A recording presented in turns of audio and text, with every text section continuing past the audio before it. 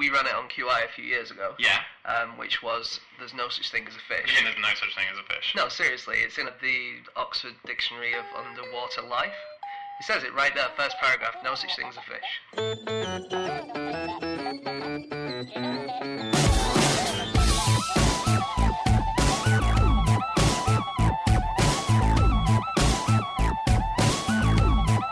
Hello and welcome to another episode of No Such Thing as a Fish, a weekly QI podcast coming to you from our offices in Covent Garden. My name is Dan Schreiber, and the three other elves joining me today are James Harkin, Anna Ptaszynski, and Andy Murray. Once again, we're gathering around the microphone, and we're going to share with each other our favorite facts from the last 7 days. So, in no particular order, here's the best things we found out this week. James, we're going to start with you. Fact number 1. Okay. My fact this week is, if the new Godzilla existed, it would produce 12.9 million gallons of urine a day. That's more urine than the Exxon Valdez spilled oil. How many times does Godzilla go a day? That's not one bash, is it? Well, some animals go all the time, like voles, I think, just urinate the whole time. Really? They're just consistently urinating? Well, actually, you're consistently urinating, but it's your kidneys trickle out a milliliter of urine every minute. But obviously you can store it in your bladder. But voles, I'm pretty sure they just always let it go. And birds of prey can sometimes see these tracks of urine, and that's what helps them find the voles. Ah, because they're just constantly leaving a piss trail, basically. Yeah. What's weird, though, right, is that if the new Godzilla were real, he would take the same amount of time to urinate as the rest of us do, right? Yeah. Because hasn't new research shown that all animals take roughly the same amount of time to wee per wee? 21 seconds, I think, on average. It's all mammals over a certain size, I think. So I'm not sure that Godzilla is a mammal. Did someone find out that most dogs urinate in the same direction? That Yes. they face north or It's they northwest. face... Is that true? Well, is it true? That's a good question. I think it was dogs defecating according to the Earth's magnetic field, if I remember the study correctly. I didn't look into too much detail to see how true it is, but yeah, it was definitely claimed. There is an article online saying that, this is the headline, dogs have a butt compass, which is the most unpleasant phrase I've heard for a long time. Yeah, less convenient to carry around than a compass as well. Yeah. But it would be convenient if you were lost with your dog. With your dog, absolutely. Yeah. If you were, for example, going to the North Pole and you lost your compasses, say, and it's a featureless environment, you just have to look at the dogs. And But Rover's taking a piss in that Yeah. direction. It's true, and if you had like 5 or 6 dogs and they all started peeing, but they were all facing nuzzle to nuzzle in a big circle, it means you're exactly at the North That's Pole. fantastic. So we agree that Godzilla definitely isn't a mammal. Originally, Godzilla, the initial idea for Godzilla, that it was half gorilla, half whale. Oh, really? And that's where the word Godzilla comes from. Gojira is a combination, and that's where the name, it's the two words smashed together, gorilla whale. When they actually made the movie, they did make it into a reptile, dinosaur, prehistoric sort of monster. Well, one of the guys wanted it to be a giant octopus called Udako, which is very close to Okado, which would have been good. Okay, and what was it used in? Was it used in a Godzilla versus... No, it was used to deliver groceries. In the 1954 one... Yeah, which is the original. Yeah, the sound of Godzilla roaring was made by rubbing a leather glove up and down a double bass strings. Wow. Yeah, Okay. that's strange. I really like lo-fi solutions to problems. So Yeah. in Jurassic Park, the sound was, I think, tortoises mating. Yeah. The new Godzilla is massive, isn't he? Like, much bigger than the old Godzillas. Okay. I think that's interesting, the scaling up that happens Yeah. over the years. The, Bigger and bigger. The website where I found how much urine they produce was deepseanews.com, and it was a post by a guy called Dr. M. I don't know what his real name was. And he, as well as working out the urine, he also worked out how much bigger it's gotten in the last 50 years. And the 1954 Godzilla was 50 meters tall, but the new Godzilla is about 150 meters tall. And his theory is that the reason that it's gotten bigger is because skyscrapers have gotten bigger, and the Godzilla has to be big enough to crush the skyscrapers. Right. It's quite That's interesting, very isn't it? interesting. Yeah. I love that. That's, yeah, it's adapting. It's evolution. It's very fast evolution. Well, it could be evolution. It could be sexual selection. So the lady Godzillas like male Godzillas who can crush buildings, and so Yeah. they have to get bigger. Oh, so that's suggesting that there is a lady Godzilla. or that this one isn't a lady. I think that in Japanese they just call it it. They don't say it's male or female. Oh, so we've never known if it was a male or female? Not to my knowledge. Yeah. I just think there's a general inflation that goes on. With the next film, you have to have something even bigger, and it's just run away and away. This guy worked it out that it's getting bigger on a logarithmic scale, and he said if they do another one in 2050, then the Godzilla will be 288.4 meters tall. Do you guys know what Godzilla breathes out of his mouth? Yeah, isn't it? Doesn't he breathe like nuclear clouds? It's atomic breath. That's Godzilla. No, yeah, well, it's not Godzilla fire. I thought it was fire, certainly. You think everything is fire? You think the sun is fire, Dan? I cannot believe that is... I'd like to back Dan up. I also still think the sun is on fire. But yeah, wasn't Godzilla initially a sort of comment on Hiroshima and Nagasaki? That was why it had all these nuclear connotations. It was. It's interesting that the way Godzilla is defeated, certainly in the last film, is with military weapons, whereas the whole point of Godzilla is it's a metaphor for nuclear bombs, you know, the most devastating weapons we could come up with. So it's kind of missing the point if you just attack him with weapons capable of dealing with So him. we should have beaten him with like a peace treaty.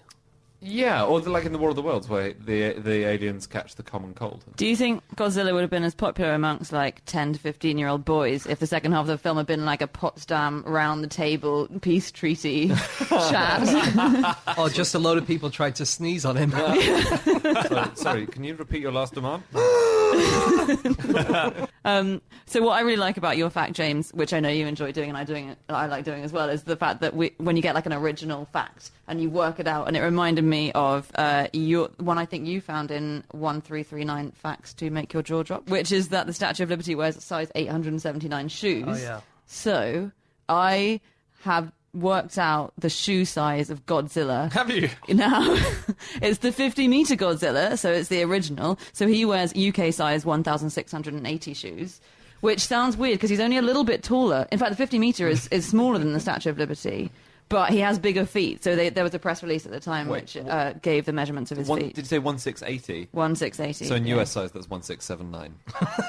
Yep. It's important to get those sorted out. Yeah. Because the new Godzilla is quite a lot bigger than the other one, a lot of Japanese superfans are really upset that the Americans have just made him fat. So Godzilla's overweight. Yeah. That's a problem. They're saying, like, it's fat from the neck downwards and massive at the bottom. This is what Godzilla superfan Fumiko Abe told the AFP at a Tokyo exhibition. But then they had the premiere, I think, a couple of weeks ago, and Gareth Edwards, who we have met, who was... Gareth Edwards came... So the director of the latest Godzilla movie was on Museum of Curiosity, our radio show. He told us at the time that he was going to be doing Godzilla, but it wasn't announced. Oh, did he? Yeah. Oh, I didn't remember that. Very exciting. But they asked him at the premiere what he thought about these Japanese people saying that Godzilla had got very fat. And he said, I just think it's comments like that give giant monsters an image complex.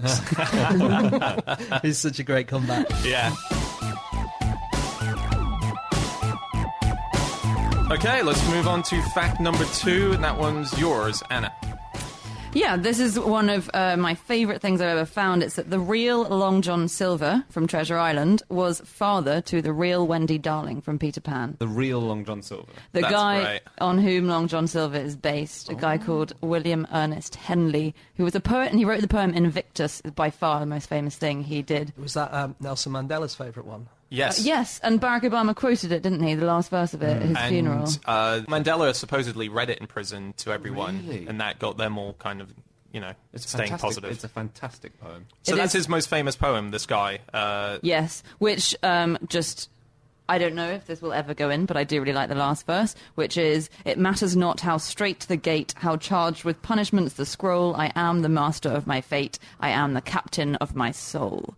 It is a great poem. It's a zinger. So that was a poem written by the man who Long John Silver was based on. Yeah, that's right. So he was this full of life guy, had only one leg, and Robert Louis Stevenson just thought he was this great guy. Wrote him a letter after writing Treasure Island saying, I've got to be honest with you, I based Long John Silver on you because I find you, such an incredible chap. Wow. Has anyone read Treasure Island? Yes, I have. It's I think- extraordinary that we've read it at all, because for a long time, no one read his books. Robert Louis Stevenson was seen as just a terrible author, to the point that when in 1973 they published a 2,000-page Oxford anthology of English literature, he wasn't mentioned in it at all. And now he's one of the 26 most translated authors in the world, above Edgar Allan Poe and Oscar Wilde. But for a long time, no one read him. Bizarre. I don't know much about him. I know he died on Samoa. Yes, he's on their postage stamps. And he drank a lot of Guinness, is the only other thing I know about Robert Louis Stevenson. Right. On Samoa, he had it shipped out to him. Wow, that's a long way to ship out Guinness. Yeah. Yeah, I remember I tried to find the furthest Irish pub from Dublin, and I reckon it's Waxy O'Shea's in New Zealand. Yeah. So even from there, it's a long way to Samoa. Yep. It must be strange having somebody based on you. Years ago, I researched a guy called Lord Berners, Oh, yeah. who was an early 20th century aristocrat and eccentric. He built one of the last follies in Britain. You know, those towers that go nowhere and are completely pointless. He built one of those, and then he put it at the bottom of a sign saying, members of the public committing suicide off this tower do so at their own risk. He was a very, very funny guy. But he wrote a novel in which he based all of the characters on his friends, but he also cast it as a lesbian schoolgirl story. And one of the characters in it, Sitwell, was so angry that he tried to buy every copy of this book in circulation to destroy it. That's a really good way to get good sales, isn't it? Yeah, fantastic. Yeah, pretty much. Isn't that what Alfred Hitchcock did when he released, I think it was Psycho? He bought up as many copies of the novel Psycho as he possibly could because he didn't want the ending to be given away. Yeah. Was it Psycho? Yeah, it was Psycho. Yeah, would have been, yeah. You know the do you know who Psycho is based on? Yes, it's based on the It's- Texas Chainsaw Yeah, Massacre guy. It's based on the same guy as the Texas Chainsaw Massacre, Silence of the Lambs, and Psycho. They're all based on the same guy called Ed Gein. Oh, wow. He was a big, famous serial killer So in a real America. gift to, screenplay writers, Yeah, at least. exactly. Yes, thank you, Ed. But the if you look at it one way, it means there are fewer psychos out there than you think if they're all based on this same one guy. Yeah, that's true. Yes. Or he just had such a variety of fictional type quirks. There must be other psychopaths going, why does he get all the gigs? Uh-huh. I'm doing some great killings And here. yet, has he won a single Oscar? No. Yeah. Another example of the Academy getting it. No. Well, Silence of the Lambs won Best Picture. But he did. My point is, was he invited to the ceremony? What are you wearing today, Ed? Well, I'm wearing my mother. The nipples of all my victims in a belt. On a lighter note, just to take us away from nipple wearing. When I was looking into Long John Silver, I found a porn star who has a similar name. When you were looking into Long John Silver. So his name's Long Dong Silver. And Of course. Long Dong Silver, he's a retired porn star now. But he was famed, obviously, for the apparent size of his penis, which it turned out that he was using a fake penis during the shoots, which no one really knew about. He persuaded a makeup artist who did the makeup for the film The Elephant Man to create a prosthetic. I wonder if they thought, well, we've got a trunk here. Actually, the Elephant Man didn't have a trunk. No, that would have been the makeup artist going, I've done the trunk, and they go, no, he's not physically an elephant man. What am I going to do with this trunk? Do you think I should quickly explain the Wendy connection Yes, as well? yes. So we don't. William Owens Henry was the father to Margaret Henley, who was one of the girls who J.M. Barrie. So he loved playing with children. He loved spending time with children, and he used to hang out in Kensington Gardens and entertain the kids and tell them stories. And Margaret Henley was one of the girls who used to hang out there with him, and she was the person who called him Wendy, wasn't she? Wendy. Wendy, which is where we think he got the name Wendy for Peter Pan. Is it right that Wendy was not a name before he came up with it? It wasn't a very popular name at all, but there are some examples before him. The original title of the novel which Peter Pan first appeared in was going to be The Boy Who Hated Mothers. It's pretty dark. Oh, yeah. Yeah, it is. And J.M. Barrie was nicknamed the Furry Beast by his friends. Yeah. Ah. He was very, very short and very hirsute. He also loved to play cricket. Right? Yeah. And this is extraordinary. His cricket team. Have you seen his cricket team? The Allah Hackberries. Yeah, the people on it. This was his team. H.G. Wells, Rudyard Kipling, Arthur Conan Doyle, P.G. Wodehouse, Jerome K. Jerome, G.K. Chesterton, A.A. Milne, and others. That was his cricket team. And others. Yeah. There's plenty more very famous Yeah, names There on are that so list. many. But the thing is, they were a terrible team. And he printed a book of advice for them, which had little tips. It was in 1893. Like, don't practice on an opponent's ground before the match begins. This can only give them confidence. Or, should you hit the ball, run at once. Do not stop to cheer.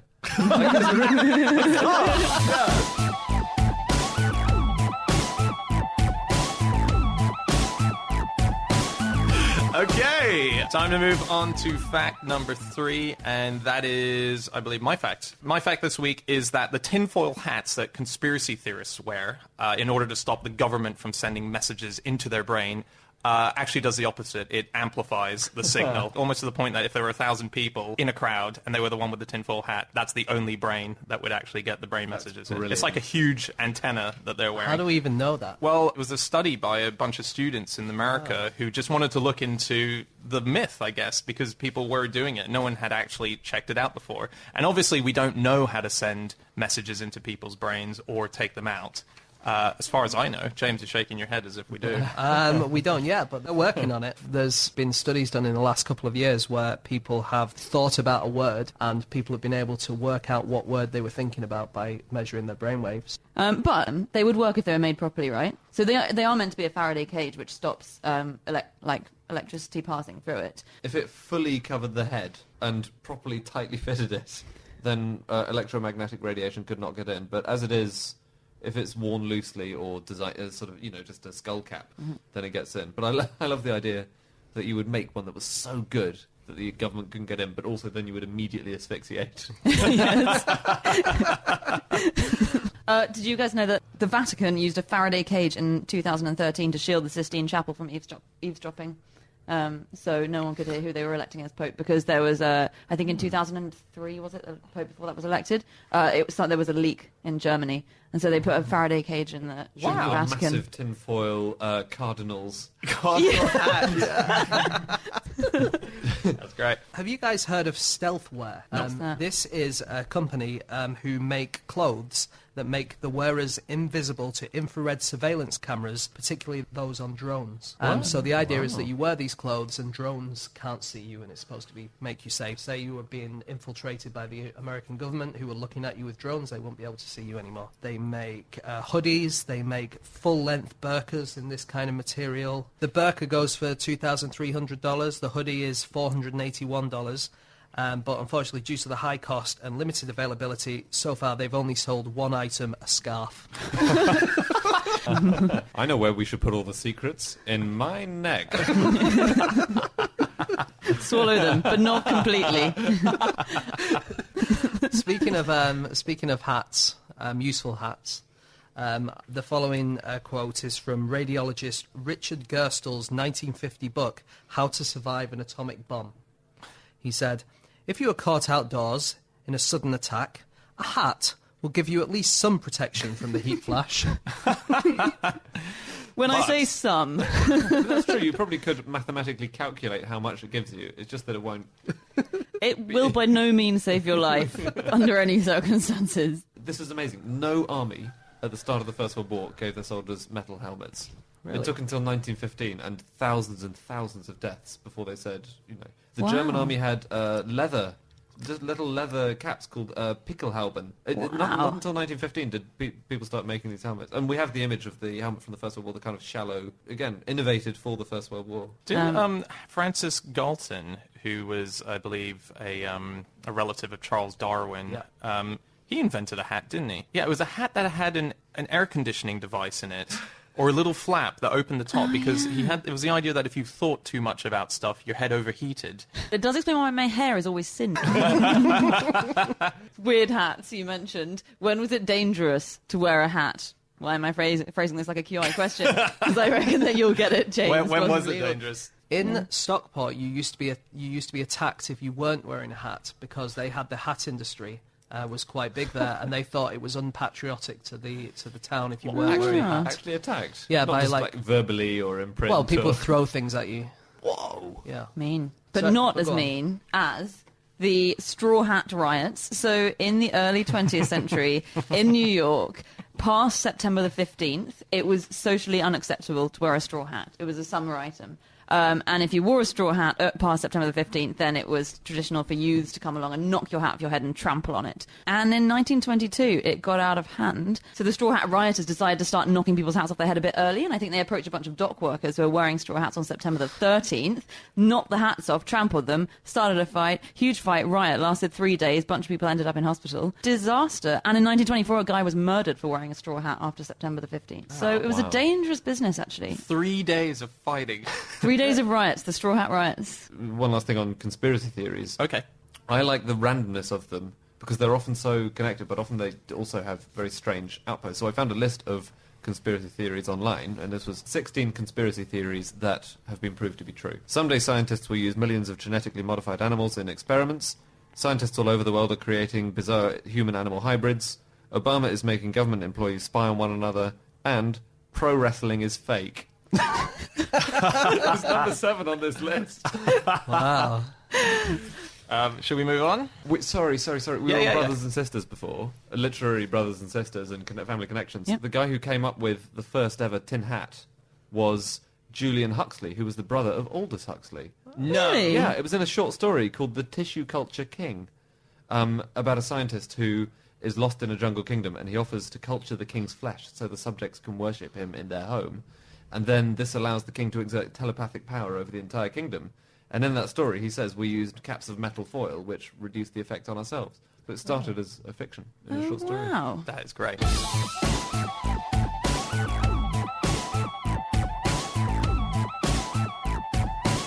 Okay, moving on to our final fact of the show, and that is Andy.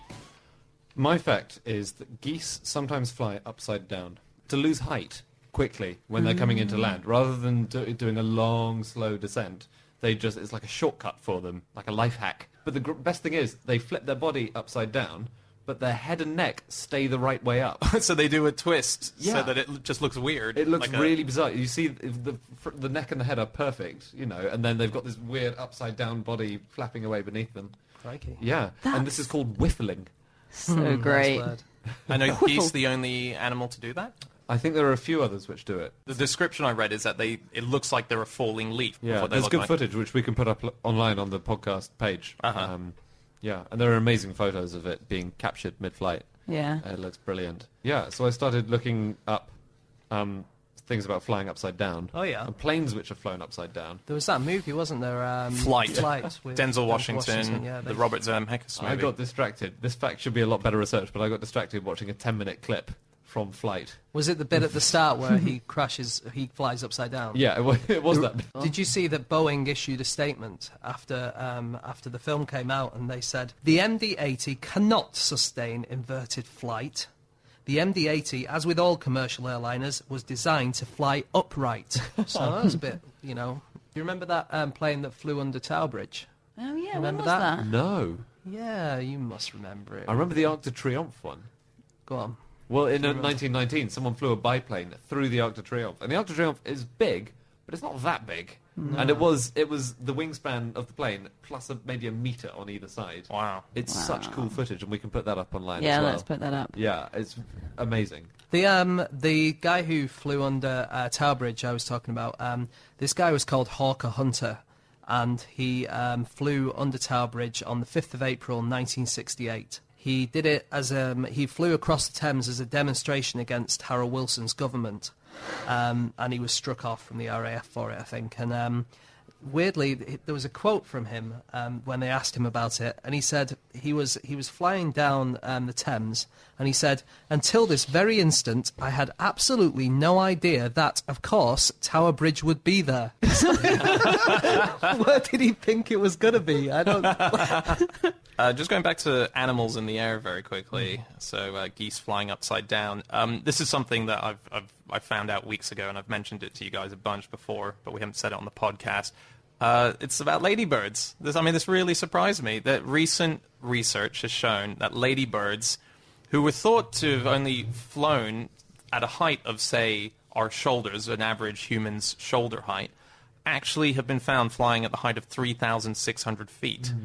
And they travel as fast as 37 miles per hour. And they can go as far as 74 miles in one journey. Yeah. Do you know how they find them?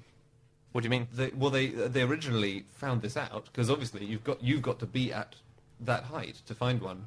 So they sent up planes with sticky panes and saw what they got. That was very early experiment. That was biplanes. When you try to swat a fly, you know how you try to swat it and you're definitely going to get it. It looks barely conscious, and then it gets away and you don't understand how.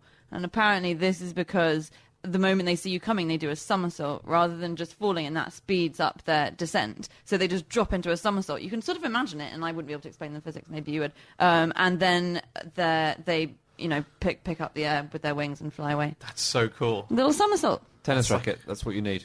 Because they can avoid most of the strings, but they can't avoid all of them. Good. Sorry to bring the conversation down, but... Unlike tennis balls, in my experience. Every time I hit it, I do a little cheer and then forget to run. And this might seem unrelated, but on geese. Can we go on geese? Let's have a quick... I would almost say that's completely related. Goose grabbing was very popular as a sport in 17th century New Amsterdam, which obviously became New York. And the way it worked was you smear the neck of a goose with soap or something slippery, and you hang the goose upside down, and a bunch of competitors ride towards it on horses, and the aim is to try and rip its head off. Oh my God. Sorry. Do you remember we did What Use is a Goose on QI? Yeah. Do you remember that? We came up with loads of different things that you can use geese for. Oh, yeah. Because they were used as guard dogs in ancient Rome and various different They things. were used to turn spits in the kitchen. Just grab the handle and turn it around Brilliant. slowly in the kitchen. That's great. Yeah. Have you heard of the Goose Crusade? It was during the Crusades. There was a group of crusaders, slightly mad. They somehow managed to believe that a goose was filled with the Holy Spirit, and so they worshipped him and used him as a guide to find their way to Jerusalem. Check the compass direction every time he did a little goose poo. So that should be east. Wow, I'm still stunned by that the cruelty of that. Yeah, well, when James mentioned the Goose Rebellion, I thought, what was it called? The Goose Crusade. Goose Why Crusade. didn't they call it a Goose Aid? Because that would be some kind of disgusting drink.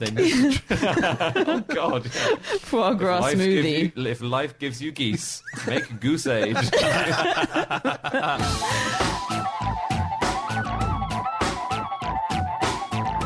Okay, that's it for another podcast. That is all of our facts. Thanks so much, everyone, for listening. If you want to get in touch with us about any of the things that we've said during the course of this show, you can get us on our Twitter accounts. I'm on @Schreiberland. Andy?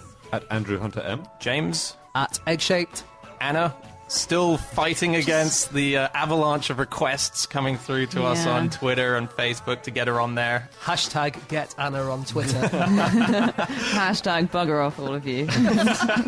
So in the meantime, you can get her on @Wikipedia, or you can go to the page that she creates for every single one of these episodes, which is qi.com/podcast, and we're going to have pictures and videos and links to all the stuff that we've been talking about in this episode. We're going to be back again next week with another set of facts, so we'll talk to you then. Catch you later. Goodbye.